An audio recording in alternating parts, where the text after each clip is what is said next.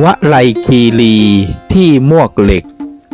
แดนสงบเยือกเย็นจิตพิสมัยภูเขาล้อมลมธรรม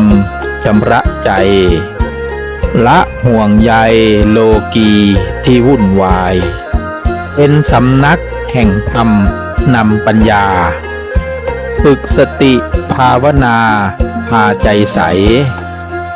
กายสงบจิตสงัดตัดกิเลสไกลเข้าถึงไตรสรณคมอุดมธรรมปราสาทหินพระปัจเจกสำนักสงฆ์วไลคีรีบ้านซับขอนตำบลหนองย่างเสืออำเภอมวกเหล็กจังหวัดสระบุรีพระอาจารย์ลำหับครูบาเพิ่มบุญ